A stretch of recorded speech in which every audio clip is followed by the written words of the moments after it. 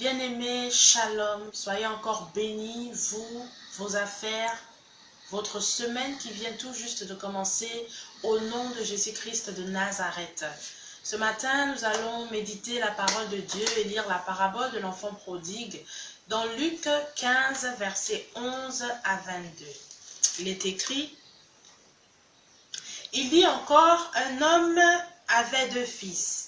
Le plus jeune dit à son père, « Mon père, donne-moi la part de bien qui doit me revenir. » Et le père leur partagea son bien.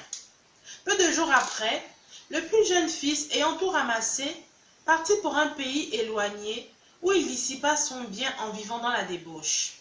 Lorsqu'il eut tout dépensé, une grande famine survint dans ce pays, et il commença à se trouver dans le besoin.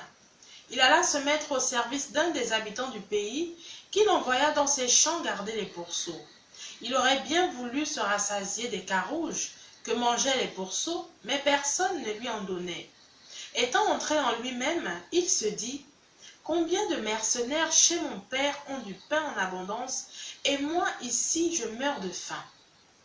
Je me lèverai, j'irai vers mon père et je lui dirai, « Mon père, j'ai péché contre le ciel et contre toi.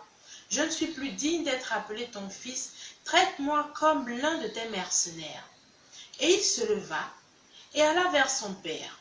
Comme il était encore loin, son père le vit et fut ému de compassion. Il courut se jeter à son cou et le baisa. Le fils lui dit, « Mon père, j'ai péché contre le ciel et contre toi. » Retenez avec moi, j'ai péché contre le ciel et contre toi. Je ne suis plus digne d'être appelé ton fils. Verset 22. Mais le père dit à ses serviteurs, apportez vite la plus belle robe et l'en revêtez. Mettez-lui un anneau au doigt et des souliers aux pieds. La parole de Dieu. Vous savez, à partir d'un seul et unique passage de la Bible, le Saint-Esprit peut nous enseigner différemment. Dans le cas d'espèce, l'enfant prodigue est l'image du chrétien qui s'est éloigné de Dieu et de ses voies en repartant dans le monde, mais aussi l'image du fils, toujours chrétien, qui s'est déconnecté d'une certaine source, d'une certaine onction, à laquelle et sous laquelle Dieu lui-même l'avait connecté et placé, à savoir l'onction du Père spirituel, ou pour parler plus simplement, du Père spirituel. Pour ceux qui ne le savent pas, le Père spirituel ou la Mère spirituelle, parce que ça dépend, est celui par lequel et au travers duquel Dieu passe pour nous engendrer spirituellement, pour nous enfanter spirituellement par le Saint-Esprit, par son Esprit. C'est par lui que Dieu passe pour nous faire entrer en possession de notre héritage. C'est notre leader, c'est notre mentor, c'est notre modèle dans le ministère et même dans la vie de tous les jours. C'est par lui que Dieu passe pour nous bénir, pour nous fortifier, pour nous former, pour nous encadrer, pour nous soutenir. Et quelquefois, il est beaucoup plus qu'un père spirituel dans la mesure où on le prend parfois comme s'il était notre propre père biologique. Lorsque nous sommes connectés à l'onction de notre Père spirituel et soumis à l'autorité de ce dernier, en tant que fils et filles spirituels, nous jouissons de plusieurs choses, bonnes j'entends. Par exemple, nous grandissons vite et bien spirituellement.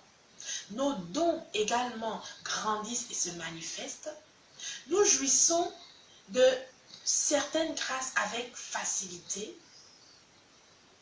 Nous expérimentons des choses extraordinaires avec le Saint-Esprit et jouissons aussi à un certain niveau d'une sécurité spirituelle. Pour ne citer que ces exemples. Tout ceci parce que l'onction que Dieu a mise dans le Père, onction à laquelle nous, fils et filles spirituels, nous sommes connectés, nous couvre.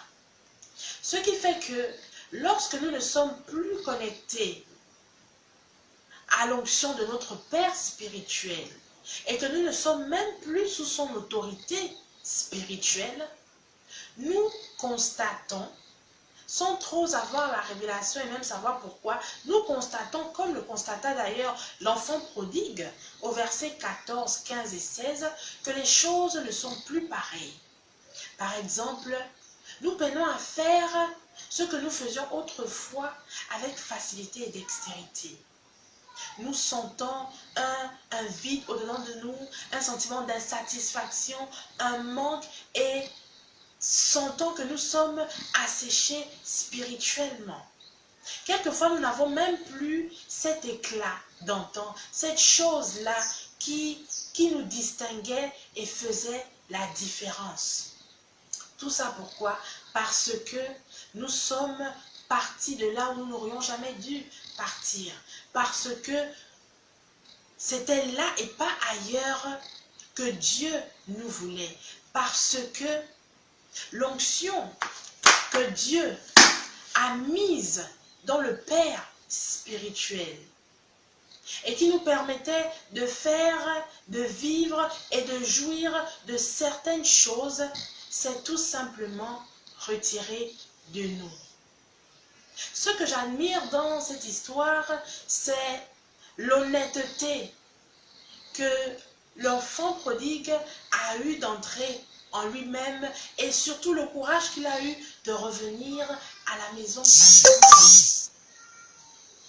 Mais combien de chrétiens sont honnêtes d'entrer en eux-mêmes? Combien de fils et filles spirituelles sont honnêtes d'entrer en eux-mêmes et ont le courage surtout de revenir à la maison paternelle?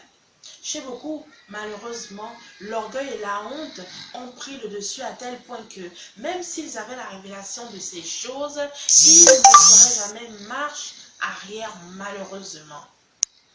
Mais la Bible nous dit aussi que c'est seulement lorsque l'enfant prodigue est revenu à la maison paternelle qu'il a retrouvé son éclat d'antan, son statut d'antan, ainsi que tous les privilèges que cela impliquait, et pas des moindres. Avant de conclure, j'aimerais ouvrir une petite parenthèse et dire que de la même manière que nous n'avons qu'un père biologique et pas deux, pas trois, nous n'avons aussi qu'un seul père spirituel. Nous n'avons pas deux, nous n'avons pas trois, mais nous n'avons qu'un seul père spirituel.